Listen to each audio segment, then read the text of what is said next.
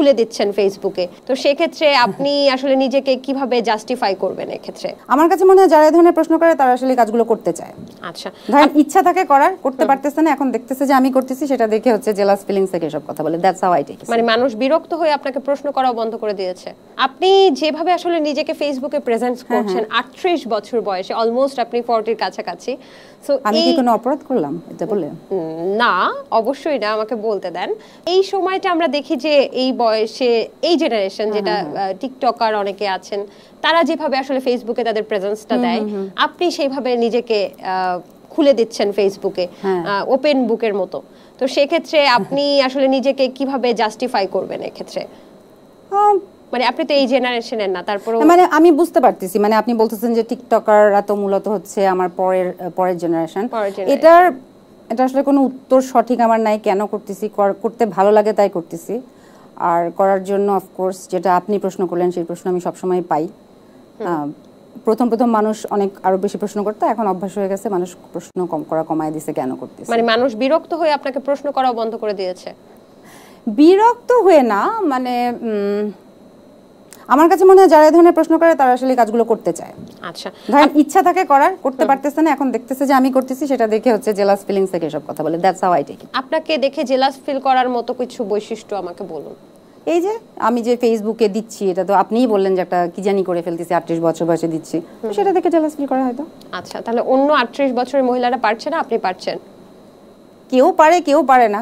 কোটি মানুষের আস্থার ভালোবাসায় 11 বারের মতো দেশের 1 নম্বর রেফ্রিজারেটর ব্র্যান্ড ওয়ালটন। আচ্ছা, সোশ্যাল মিডিয়াতে তাহলে আপনার আসার ইচ্ছা কি ইনফ্লুয়েন্সার হওয়ার জন্য নাকি ভাইরাল হওয়ার জন্য? কোনোটাই না। সোশ্যাল মিডিয়াতে আমার আশাটা ছিল অনেকটা এরকম যে আমি একটু রেবেলিয়াস টাইপের। হ্যাঁ, তো মানে যেটা করা যাবে না, এটা করা যাবে না, ওটা করতে লাগলে তখন ওইটা আমার একটু পারসিস্টেন্ট লাগে, তখন ওই কথাটা আমার একটু ওই রকম একটা ব্যাপার।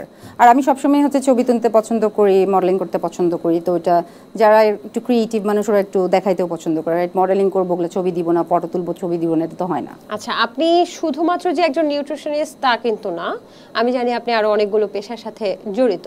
আপনি এমসিও করেন এবং আপনি টুকটাক মনে মিউজিক ভিডিওর মডেল, এবং সেই সাথে সাথে আপনি আর কিছু করেন? টিকটকও করেন?